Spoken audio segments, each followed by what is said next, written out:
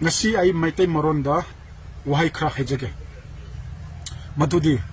ngarang nahan haktak ki area da maitai mari hatle madugi nungai taba maitai jat singna phongdore maitai Christian singna su phongdore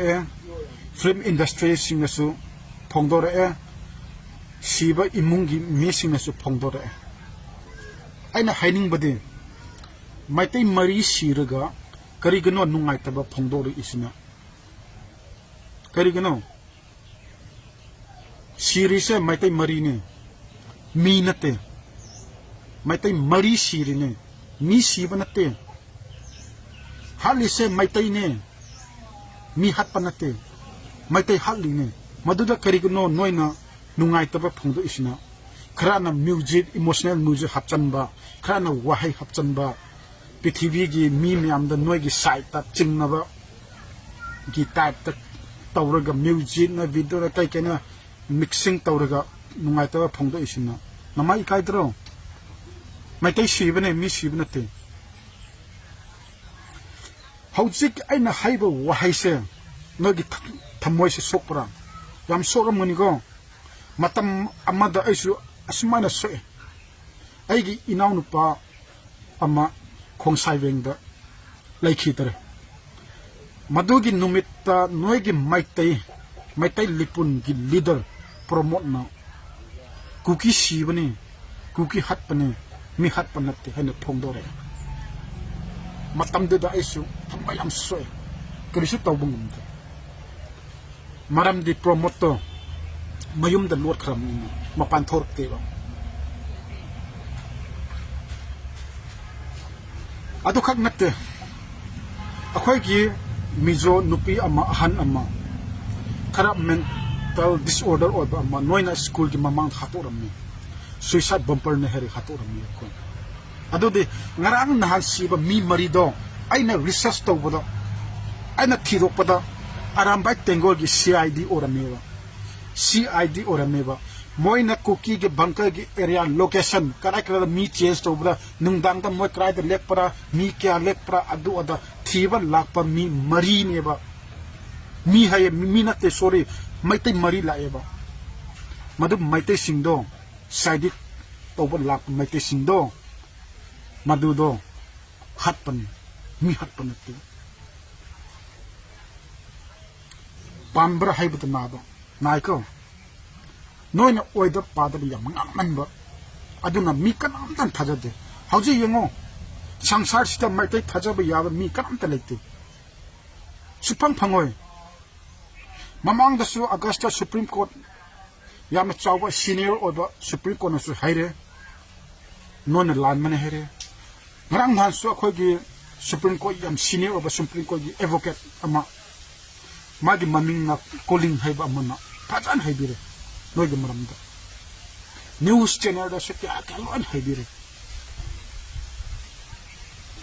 मरमदी noise संसार मनुंग ओइगरा मपान ओइगरा संसार पिथबी stay quad gi chingthiwa Meitei नोइने Meitei अनौवा है तारे मैतै अरिबा याम फै मैतै अनौवनी नोइसिनी करीगुम्बा आरामबाई का मैतै लिपुन है बसे बीरेन कचार दक लाप बीरेन ना मधु लिंखा लमदर गदे अखोई खन्ना बक से सुबलाई ले हो नखोई ना आरामबाई अम लिंखले आरामबाई लिसिंग तरा यौरे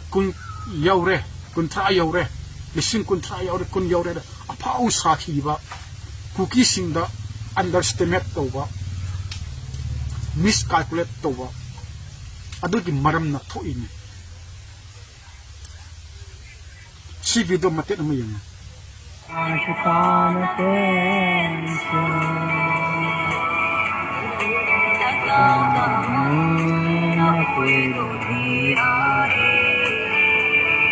सिदा लेब नुपासे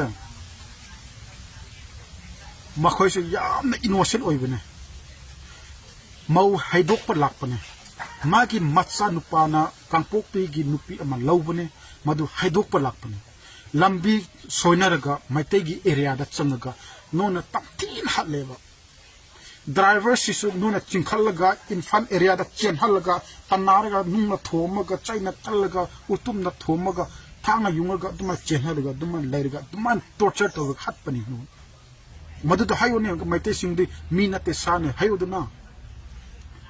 ngarang nahan akhona maitei mari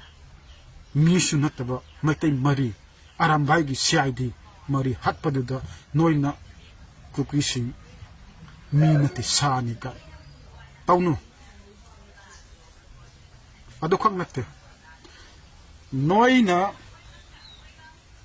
noigi mi bu ambulance ta nasagi mi magi nupi su maitei magi nupa su maitei adu bu noina ambulance ta khato kheba ma sibada de kada pume 700 squad mai da phum deba magi nupa na su yade ai maitei ojarga su maitei asumban maitei da thugajai herga magi nupi do 700 squad magi manung dagi hakchang lauthoaga kuki gi area outside 700 squad ma da phumini madu video so no uramani ai maitei oning dre he maitei thugajai maitei oning de he aduni noi da atsumba ngang ba yate atsumba ngang radi CM na arambai metai lupum thajale atsumba lekte sublai leroy numin ama nokhoi ki metai ki police kari su ora oi arambai sing phuning ba matam la phuni kabak than ba matam thani DGP DSP adu atan lairo SP ka lairo phuning ba matam phuni adu da noina kaimta tobu ngamoy police sing noina kamta tobu ngamoy noina tawgare di CM and bire permission lawni sir arambai na khuthare phasra pharo sara bire na phanu ri pharo adum khango da dum chai khango ri khang bata bu adum ba matam amma lakni noigi area da hauji su hairi arambai ga maitai nipun lairam dergadi lanse supply leiro hoy kha thugai ba government office thugai ba adu oda de laigni adu bo sumbade just 1 hour stock control to ngamba ama oyini adu natana noina underestimate to bodagi sum thokpani